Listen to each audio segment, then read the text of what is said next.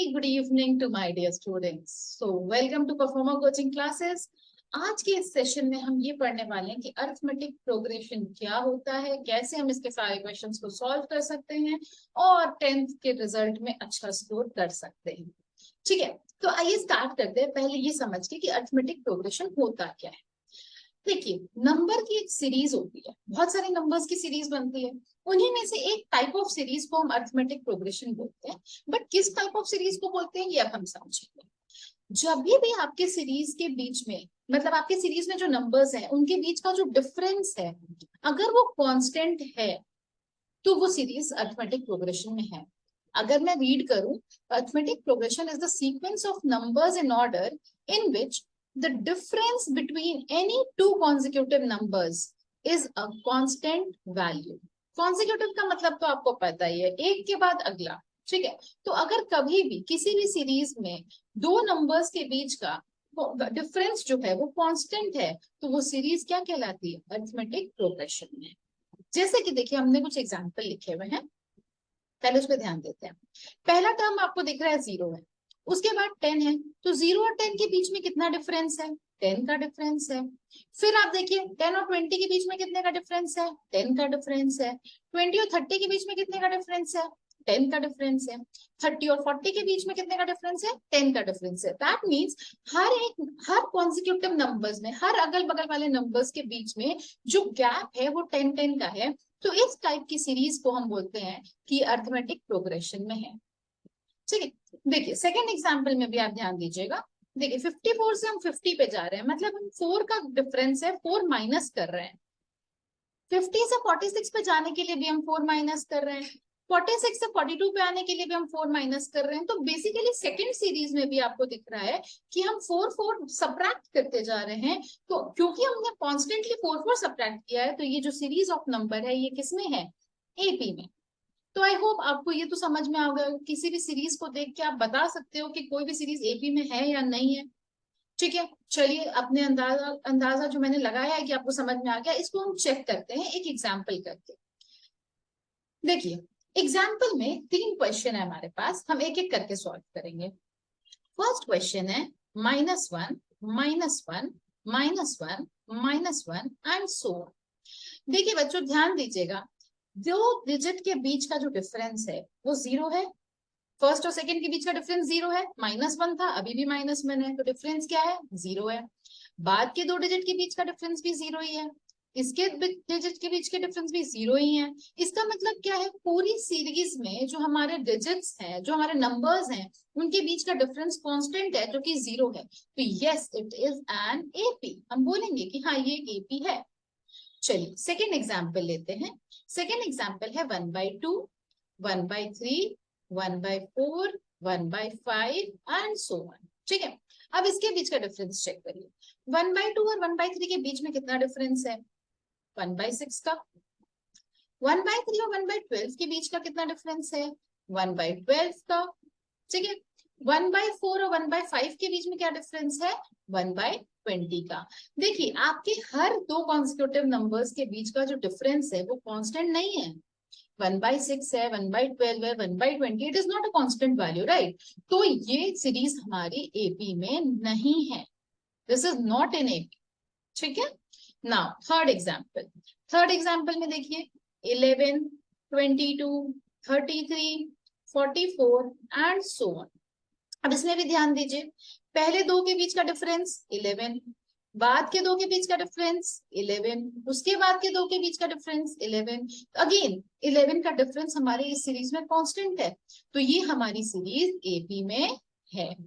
ठीक है, तो किस तरीके से हमें पता करना है कि हमारी सीरीज एपी में है या नहीं है, ये आपको बहुत अच्छे से समझ में आ चुका है। चलिए, वेरी गुड, यहां तक क्लियर है। प्लीज नोट डाउन करते रहिएगा, बहुत इंपॉर्टेंट एग्जांपल्स ही मैंने उठाए हैं आपके लेक्चर के लिए और आपको कॉन्सेप्ट भी अच्छे से समझ में आ जाएगा। आप प्लीज नोट डाउन करते रहिएगा। ठीक है, चलिए अगले टॉपिक पे चलते हैं। यहाँ पे हम बात करेंगे किसी भी अरिथमेटिक प्रोग्रेशन में, यानी किसी भी सीरीज में अगर हम किसी जनरल टर्म की बात करें।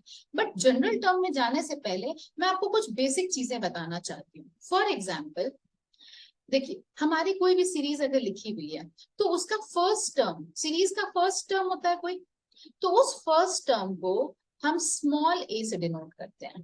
ध्यान दीजिएगा बच्चों, किसी भी सीरीज के जो फर्स्ट टर्म होता है उसको हम स्मॉल ए से डिनोट करते हैं। जो कॉमन डिफरेंस होता है हमारी पूरी सीरीज का, कॉमन डिफरेंस, उसको हम स्मॉल डी से डिनोट करते हैं। ठीक है, तो अगर मैं आपसे बोलूं कि मुझे एपी लिखना है तो आप क्या बोलोगे? मैम पहला टर्म तो ए हो गया और अगला टर्म ए प्लस डी होगा। मैम क्यों होगा ए प्लस डी? क्योंकि हमें डी का ही तो डिफरेंस रखना है। हमने यही बोला है ना कि हमारी जो कॉमन सीरीज होगी उसका पहला टर्म ए है और उस सीरीज का कॉमन डिफरेंस डी है। राइट, इसका मतलब हर पहले टर्म के, मतलब हर एक टर्म के बाद वाले टर्म में हमको डी ऐड करना पड़ेगा। ठीक है, तो हमारा पहला ए हो गया और अगला क्या हो गया? ए प्लस डी हो गया। अब इसके बाद क्या होगा? अगेन जो इसके सेकेंड वाला टर्म है उसमें आप फिर से डी ऐड कर दीजिए, मतलब A plus D plus D. ठीक है, अब इसके बाद क्या होगा? A plus D again plus D. तो हम क्या कर रहे हैं? देखिए हर एक में डी ऐड कर रहे हैं। देखिए ध्यान दीजिएगा, हर एक में हम डी ऐड कर रहे हैं क्योंकि हमने डी को क्या लिया है? कॉमन डिफरेंस लिया है। अब अगर मैं इसको बोलूं, अब मैंने बोला कि ये तो मेरा ए हो गया, ये ए प्लस डी हो गया, ये ए प्लस 2 डी हो गया और सिमिलरली ये ए प्लस 3 डी हो गया। ठीक है, तो आप देख रहे हैं एक पैटर्न सा जनरेट हो रहा है। पहले ए, फिर ए में डी, फिर 2 डी, फिर 3 डी, इस तरीके से टर्म्स ऐड होते जा रहे हैं। ठीक है, तो अब हम जनरल टर्म की तरफ बढ़ रहे हैं। थोड़ा ध्यान दीजिएगा मैं क्या बताना चाह रही हूँ। देखिए ये मेरा फर्स्ट टर्म था। ठीक है, फर्स्ट टर्म में डी है क्या? नहीं है ना, फर्स्ट टर्म में केवल और केवल ए है। आते हैं सेकेंड टर्म। सेकेंड टर्म में एक डी है। जो हमारा सेकेंड टर्म है उसमें कितना डी है? एक डी है। थर्ड टर्म में, थर्ड टर्म में कितना डी है? 2 डी है। मतलब आप देख रहे हैं मैं जिस टर्म की बात कर रही हूँ उसमें एक कम डी है। अगर मैं थर्ड टर्म की बात कर रही हूँ तो उसमें 2 डी है, सेकेंड टर्म की बात कर रही हूँ तो उसमें एक डी है, अगर मैं फोर्थ टर्म की बात कर रही हूँ तो उसमें 3 डी है। राइट, तो जो मैं टर्म की बात कर रही हूँ, अगर मैं 12th टर्म की बात करूंगी तो उसमें कितना डी होगा? ए प्लस 11 डी होगा, मतलब एक कम डी होगा। ठीक है, अगर मैं आपसे 25th टर्म की बात करूं, 25th टर्म, तो 25th टर्म क्या होगा? ए प्लस 24 डी होगा। ठीक है, तो जो टर्म है उस टर्म से आपको एक कम डी लिखना है और ए तो रहेगा ही रहेगा। तो इसको देखते हुए हमारा जनरल टर्म क्या बना? देखिए जनरल टर्म को मैं ए एन से डिनोट कर रही हूँ और जनरल टर्म बना ए प्लस एन माइनस 1 डी। मैंने अभी आपको बताया ना, एन मतलब जो आपका टर्म है, जो जिस टर्म की बात हो रही है उससे एक कम डी होना चाहिए और ए तो रहेगा ही रहेगा। तो हमारा ए एन क्या हो गया बच्चा? A plus N minus 1 into D. ठीक है, तो जनरल टर्म का फॉर्मूला हमको मिल के आ गया, A N is equal to A plus N minus 1 into D. और बहुत आसान है याद करना। अगर मैं आपसे एकदम से पूछ दूं कि what will be the 28th term of an AP, तो आप फटाक से बता दोगे it will be A plus 27 D. ठीक है, कोई कंफ्यूजन की बात ही नहीं है, जो टर्म पूछे उससे एक कम डी होगा। ठीक है, क्लियर है? कोई दिक्कत? ओके, चलिए आइए एक आध एग्जाम्पल करके इस कॉन्सेप्ट को और अच्छे से समझते हैं। ठीक है, ये 2-3 एग्जाम्पल करेंगे हम और हर एग्जाम्पल में थोड़े ट्विस्ट एंड टर्न्स होंगे ताकि हम हर अप्रोच को टच कर सके। ठीक है, चलिए सबसे पहले बेसिक से स्टार्ट करते हैं। Find the 10th term of the AP 2 7 12 dot dot dot. That means अब आपके पास यहाँ पे एक एपी दे रखी है 2 7 12 एंड सो ऑन। इस एपी का आपको 10th टर्म बताना है। क्या बताना है आपको? A10 बताना है। तो अब A10 निकालने के लिए पहले तो अपने को फर्स्ट टर्म चाहिए A और कॉमन डिफरेंस चाहिए दैट इज D। ठीक है, तो चलिए पहले हम A और D पता करते हैं। अगर मैं बात करूं A की, जो कि first term of the series होता है, तो आपको दिख रहा है first term of the series क्या है? 2। तो हमारा A हो गया 2। ठीक है, अब हम बात करेंगे कॉमन डिफरेंस जिसको हम डी बोलते हैं। कॉमन डिफरेंस निकालने के लिए बच्चा क्या करते हैं? सेकेंड टर्म में से फर्स्ट टर्म माइनस कर देते हैं। क्या करेंगे हम? सेकेंड टर्म में से फर्स्ट टर्म माइनस कर देंगे। तो हम अगर डी यहाँ पे निकालना चाहते हैं तो हम 7 में से 2 माइनस कर दें, क्या मिलेगा? 5। तो इसका मतलब हमारी ये जो एपी दे रखी है, इसका फर्स्ट टर्म है ए और कॉमन डिफरेंस बी है 5। हमें निकालना है 10th टर्म। और अभी हमने जनरल फॉर्मूला पढ़ा था बहुत ही आसान तरीके से कि 10th टर्म को हम a प्लस 9d बोल सकते हैं। करेक्ट। 10th टर्म का मतलब a प्लस 9d, जो टर्म है उससे एक कम d और a तो रहेगा ही, तो a प्लस 9d।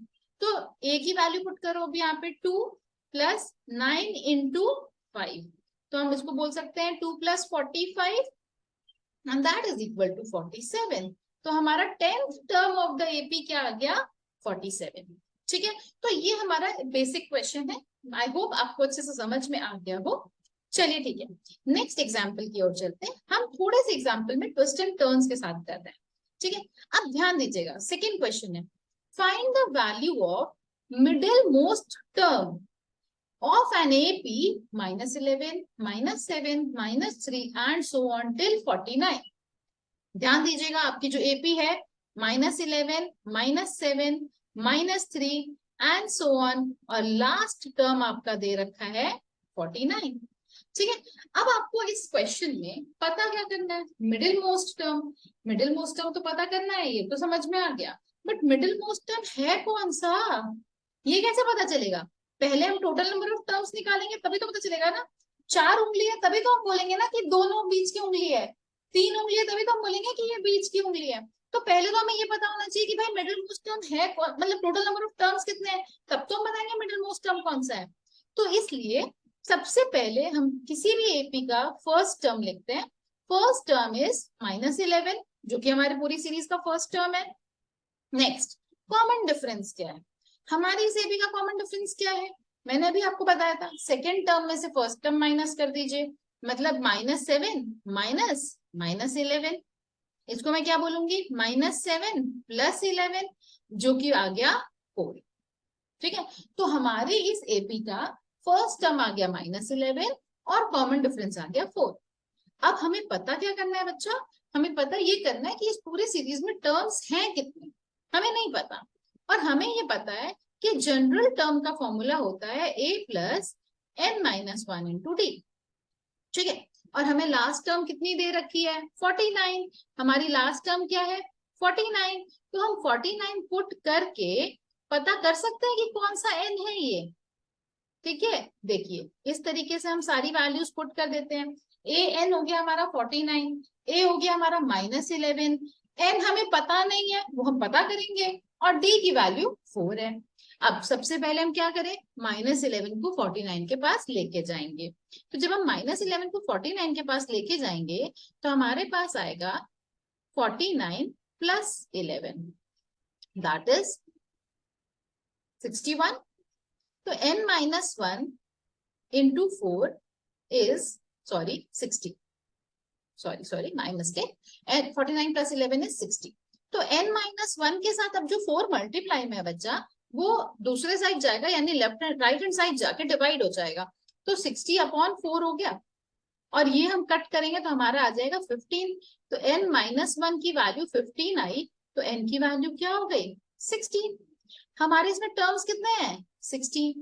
अब देखिए, हमने जब मीन पढ़ा था या मीडियन पढ़ा था, तो हमने ये चीज पढ़ी थी कि अगर हमको मिडिल मोस्ट टर्म निकालना होता है तो हम सबसे पहले काउंट करते हैं कितने टर्म्स हैं। अगर हमारे टर्म्स ऑड होते हैं तो एक ही मिडिल मोस्ट टर्म होता है, बट अगर हमारे टर्म्स इवन होते हैं तो 2 मिडिल टर्म होता है। ठीक है, पहला मिडिल टर्म होता है n/2 और दूसरा होता है n/2 + 1। ठीक है, जैसे अगर मेरे पास 4 उंगलियां हैं तो इसमें देखिए ये भी मिडिल टर्म है और ये भी मिडिल टर्म है, दोनों मिडिल टर्म है, राइट।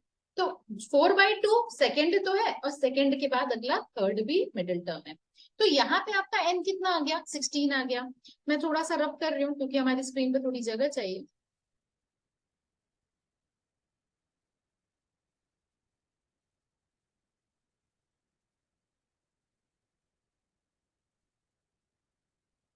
ठीक है, तो हमारा n आ गया है 16। तो इसका मिडिल टर्म कौन सा होगा? मिडिल टर्म्स कौन कौन से होंगे? पहली बात तो 2 होंगे, क्योंकि हमारा n जो है वो इवन है। अब इवन टर्म के 2 मिडिल टर्म होते हैं। पहला होता है n/2 और दूसरा होता है n/2 + 1, यानी 16/2 और 16/2 + 1। तो 8th टर्म मिडिल टर्म होगा एंड 9th टर्म भी मिडिल टर्म होगा। अगर हम अपनी सीरीज का 8th और 9th टर्म निकाल दें तो हमने क्या अपने आंसर बता दिया। ठीक है, हमारा क्वेश्चन क्या बोल रहा है कि हमको मिडिल मोस्ट टर्म बताना है। तो हमारा middle most term 8th term और 9th टर्म है, यानी हमसे ए 8 पूछ रहा है और ए 9 पूछ रहा है। ए 8 हो जाएगा बेटा a + 7d और ए 9 हो जाएगा a + 8d। अभी हमने बताया था कि ए क्या है हमारा -11 + 7 × d क्या था 4। जब हम इसको सॉल्व करेंगे तो आंसर क्या आ जाएगा, -11 + 28, तो हमारा आंसर आ जाएगा 17। ठीक है, ऐसे ही ए 9 है, -11 + 8 × 4 यानी -11 + 32, तो हमारा आंसर क्या आ गया 21। ठीक है, तो हमारे इस एपी के दो मिडिल मोस्ट टर्म आ गए, एक तो 8th टर्म और एक 9th टर्म। पहले हमने ये पता किया कि टोटल नंबर ऑफ टर्म्स कितने हैं, फिर हमने टोटल नंबर ऑफ टर्म्स का को चेक किया कि वो इवन है या ऑड है। अगर वो इवन है तो दो मिडिल मोस्ट टर्म होंगे n/2 और n/2 + 1। अगर ऑड होता बच्चा तो केवल एक ही मिडिल टर्म होता, that will be n + 1, n + 1/2 ये होता। अगर n आपका ऑड होता तो आपका मिडिल टर्म क्या होता, n + 1/2, एक ही मिडिल टर्म होता। ठीक है, हमने फिर इसमें देखा कि 8th और 9th दो टर्म मिडिल टर्म है, तो हमने 8th की वैल्यू निकाल दी और 9th की वैल्यू निकाल दी और हमारे आंसर आ गए। ठीक है, चलिए नेक्स्ट एग्जाम्पल की तरफ चलते हैं। ध्यान से समझिएगा और कॉपी पेन लेके जरूर नोट डाउन करिएगा, कोशिश करेगा कि आप खुद से भी सॉल्व कर सकें। ठीक है, चलिए देखिए क्वेश्चन को ध्यान से समझिएगा। The 17th term of an AP, ध्यान दीजिएगा, 17th term of an AP exceeds its 10th term, अपने ही 10th टर्म को वो एक्सीड कर रहा है बाय 7। कितने से, 7 से। 17th term of an AP exceeds its 10th term, मतलब अपनी ही एपी के 10th टर्म को वो 7 से एक्सीड कर रहा है। ठीक है, चलिए अब देखते हैं कि क्वेश्चन को कैसे सॉल्व करेंगे। अच्छा, निकालना क्या है इसमें, कॉमन डिफरेंस निकालना है। अल्टीमेटली भी आप वही निकाल पाएंगे। देखते हैं क्वेश्चन को सॉल्व करते हैं। देखिए 17th टर्म को आप a + 16d लिखेंगे। अभी आपने जनरल टर्म पढ़ा था, जनरल टर्म क्या होता है, an = a + n - 1 × d। ठीक है, तो जो आपका n होता है उससे एक कम d होता है और a तो होता ही है, तो 17 में क्या हो जाएगा a + 16d। ठीक है, ये तो हमने 17th टर्म लिख दिया। अब हम लिखेंगे 10th टर्म, a + 9d = क्या आ गया 7। अब हम इसको एक्सपैंड करते हैं। देखिए a + 16d -a, अब ब्रैकेट के बाहर माइनस साइन है तो अंदर का साइन चेंज होता है, ये आपको पता है क्योंकि माइनस साइन से मल्टीप्लाई हो रहा है ना, तो -9d = 7। देखिए ध्यान दीजिएगा, a और -a कैंसिल हो गया, 16d - 9d = क्या बचा, 7 बचा। 16 - 9 यानी 7d = 7, तो d क्या आ गया बच्चा हमारा 1। तो हमारे क्वेश्चन में पूछा भी यही था कि आपको कॉमन डिफरेंस बताना है, जो कि आ गया हमारा 1। ठीक है, तो आई होप आपको क्वेश्चन अच्छे से समझ में आया होगा। क्वेश्चन बिल्कुल भी टफ नहीं होते हैं, आराम से आप क्वेश्चन को पढ़िए, जो दिया है उसको लिखिए और आपको जो बेसिक इंफॉर्मेशन चाहिए वो एक्सट्रैक्ट करिए। देखिए आपसे क्वेश्चन हो जाएगा। ठीक है, एक और एग्जाम्पल लेते हैं और फिर आगे बढ़ते हैं। Okay, one more twist and turn question is which term of the AP 121, 117, 113। ठीक है, अपनी AP क्या है 121, 117, 113 and so on, ये हमारी AP है। Which term of the AP is the first negative term, पूछ रहा है। आपको दिख रहा है ना, फर्स्ट टर्म 121 है, फिर 117 है, फिर 113 है, तो क्या हो रहा है आपका AP घट रहा है, आपके जो नंबर्स हैं वो धीरे धीरे डिक्रीज होते जा रहे हैं। तो ये पूछ रहा है कौन सा ऐसा टर्म है जो पहला नेगेटिव टर्म होगा, इस एपी का पहला नेगेटिव टर्म कौन सा होगा। ठीक है, तो चलिए प्रोसीड करते हैं, इसको समझते हैं कैसे करेंगे। सबसे पहले हम एपी को देख के ए लिख लें, ए हमको पता चल गया 121। डी लिख लें, डी क्या होता है बच्चा, सेकेंड टर्म में से फर्स्ट टर्म माइनस, यानी 117 - 121, तो हमारा आंसर आ गया -4। ठीक है, ओके। अब हमको निकालना है फर्स्ट नेगेटिव टर्म। पहले हम टर्म का फॉर्मूला लिख लें। चलो ए एन क्या होता है, a plus N minus one into d. Ma'am हमें a भी पता है d भी पता है, पुट कर दें? चलो पुट कर देते हैं। 121 plus n minus one into minus 4। ठीक है, तो हमें क्या मिला बच्चा, 121 माइनस 4n प्लस 4। मैंने क्या किया, ये जो हमारा माइनस 4n है ना, ये इससे मैंने इन दोनों टर्म्स को मल्टीप्लाई करके ब्रैकेट को खोल दिया।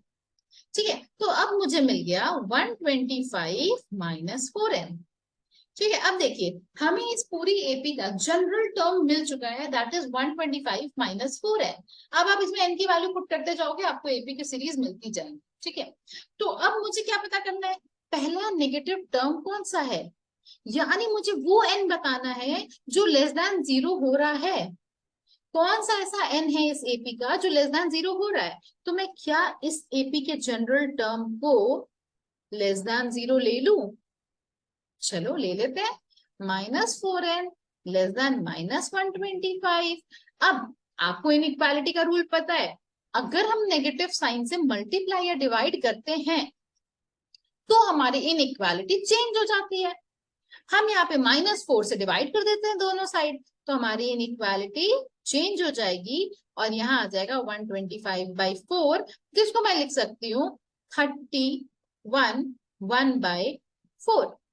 ठीक है, अब देखिए मेरा जो n आया दैट इज ग्रेटर देन 31 1/4, यानी 31st टर्म जो है हमारी एपी का उससे तो बड़ा ही है। तो इससे बड़ा कौन सा होगा, पहला टर्म इससे बड़ा कौन सा होगा, 32। यानी हमारा फर्स्ट नेगेटिव टर्म कौन सा होगा, 32nd टर्म। ठीक है, तो हम लिखेंगे first negative term will be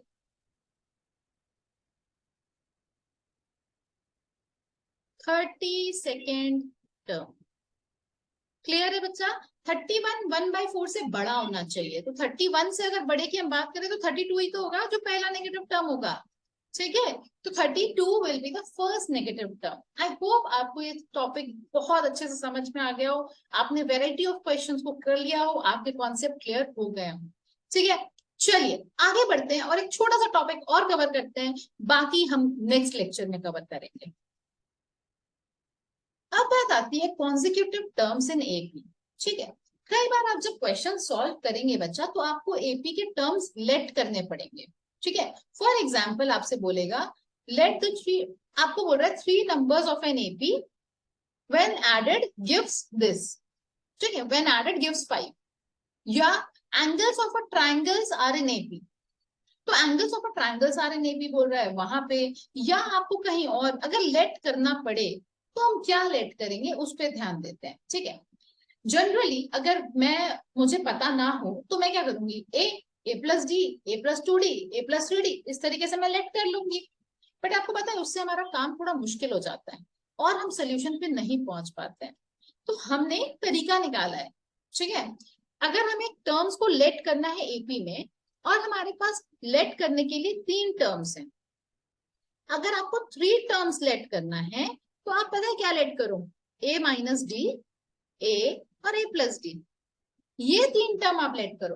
अब आप देखो अगर आप इनको ऐड कर रहे हो तो आपका d कैंसिल होके a मिल जा रहा है ना, a का आंसर आपके हाथ में आ गया, क्योंकि क्वेश्चन में सम दिया होगा। अगर वो ये भी बोलता है कि एंगल ऑफ ट्रायंगल है, तो एंगल ऑफ ट्रायंगल है तो सम 180 होता है ना, तीनों एंगल का सम तो 180 होता है, तो इन तीनों को ऐड करके 180 के बराबर कर दो, a आ जाएगा। समझ में आ रहा है आपको? तो अगर आपको 3 टर्म लेट करने बोलता है तो इन 3 को लेट करो रादर देन ए प्लस डी, ए प्लस 2d। आप सोचो अगर मैं ए प्लस डी और ए प्लस 2d लेट कर रही हूँ तो मुझे कुछ मिल थोड़ी रहा है। अगर मैं इनको सम कर रही हूँ तो मेरे पास ए भी बच रहा है, डी भी बच रहा है, कोई आंसर मिला? नहीं मिला ना। क्यों फालतू के जंजाल में पड़ना है, नहीं लेंगे हम ये। हम क्या लेंगे, ए माइनस डी, ए और ए प्लस डी, ये 3 ले लेंगे।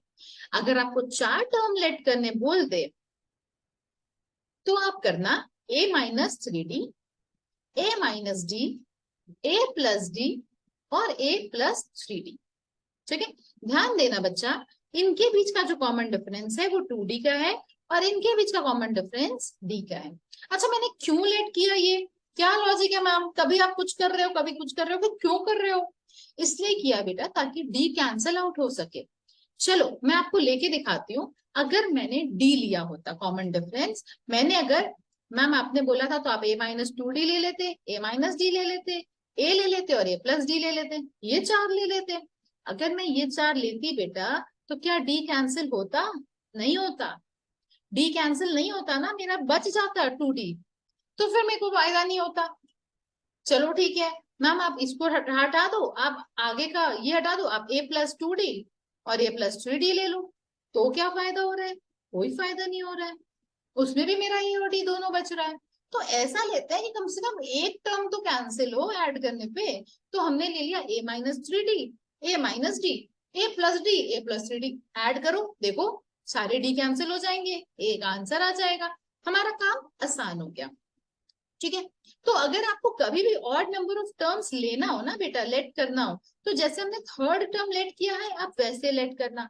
और अगर आपको even number of terms let करना हो तो जैसे हमने 4 टर्म्स लेट किया आप वैसे करना। ठीक है, ताकि आपका कैलकुलेशन इजी हो जाए।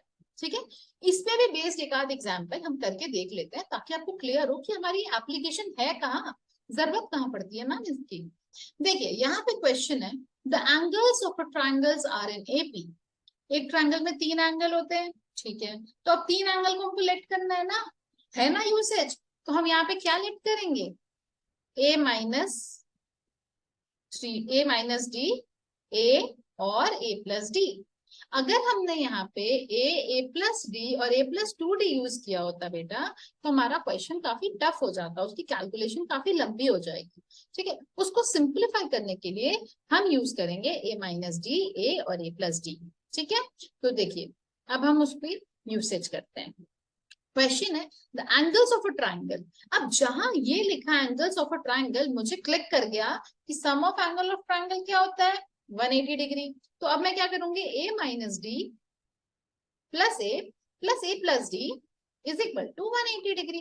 ठीक है, d और d कैंसिल हो गया, क्या बचा बेटा, 3a is equal to 180, a is equal to 60। तो अब हमारे ये 3 एंगल्स किसमें कन्वर्ट हो गए, 60 minus D, 60 and 60 plus D. आगे पढ़ते हैं next statement, the greatest angle is twice the least. जो सबसे बड़ा एंगल है वो सबसे छोटे एंगल का डबल है, यानी 60 प्लस डी जो है वो सबसे छोटे एंगल 60 माइनस डी का डबल है। ठीक है, करें इसको solve. 60 plus d is equal to 120 minus 2d, इधर आएगा d 3d और यहाँ आके 60, d इज इक्वल टू 20। अब आपके एंगल्स क्या आ गए, 60 माइनस 20, 60 और 60 प्लस 20, यानी आपके एंगल्स आ गए 40, 60 और 80। ठीक है, तो इस तरीके से हमने एंगल्स, वो जो कंसेक्यूटिव टर्म वाला कॉन्सेप्ट था उसका भी एक एप्लीकेशन सीखा, इस एपी का जनरल टर्म सीखा, उस पे बेस्ड कुछ वैरायटी ऑफ क्वेश्चंस किए। नेक्स्ट लेक्चर में मैं आपको बताऊंगी कि sum of n numbers of an AP, sum of n terms of an AP को हम कैसे सॉल्व करते हैं, कैसे उसके कॉन्सेप्ट पे बात करते हैं। ठीक है, चलिए नेक्स्ट सेशन में फिर मिलते हैं, इसी चैप्टर को कंटिन्यू करेंगे with the next part. Okay, bye.